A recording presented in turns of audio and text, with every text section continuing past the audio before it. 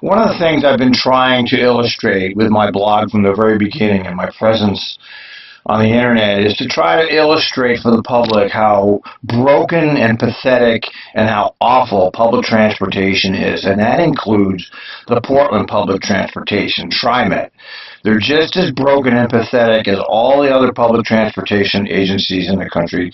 They're broken by design. There's no intent to make them right. It's not supposed to work.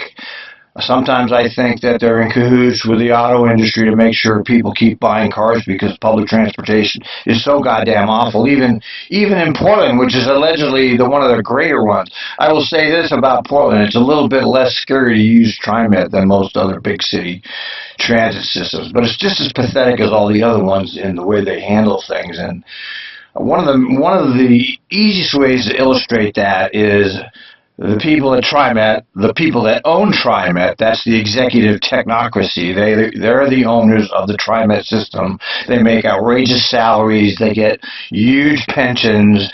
They funnel all the money to the crony capitalists. The people like McFarlane and his henchmen decide that they're going to just stop the train for 3 weeks, which is going on right now. Well, we'll have a bus bridge in place, and this is what's going to happen. So anybody that's reliant on the Trimet for this 3 weeks is fucked. You're fucked. That's what they did.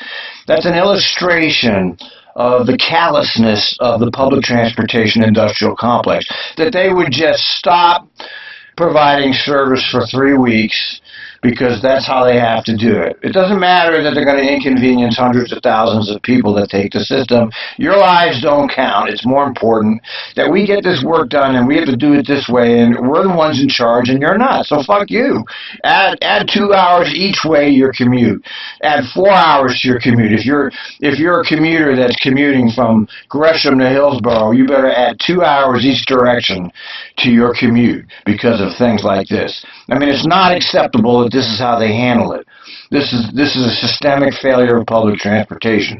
But then the failure goes wider than that, and it's illustrated by this one dispatch clip that I'm going to play right now.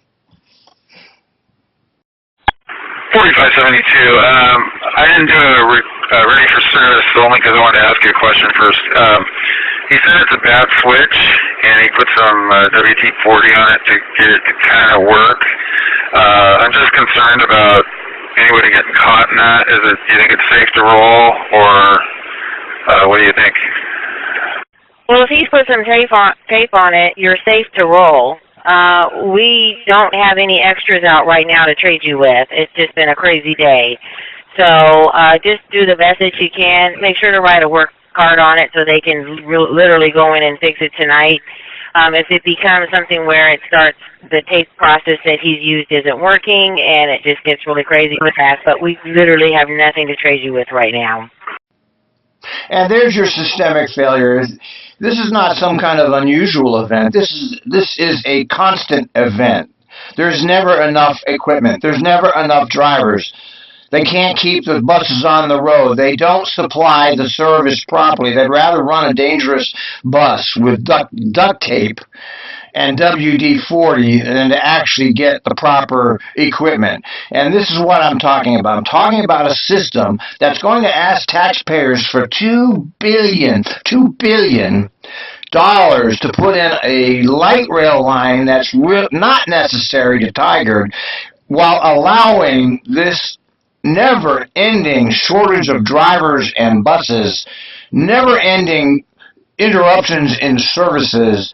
This horrible service quality that they provide right now is allowed to continue while they have the nerve to ask for $2 billion from the citizens to build more of what's already a completely unreliable, unpredictable, unusable system.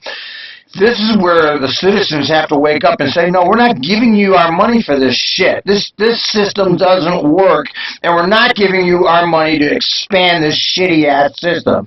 You want our money, we'll give you the money to make the system work properly first, and then you come and ask us for money to expand it. But we're not going to give you money to expand this piece of shit transit system that we have right now.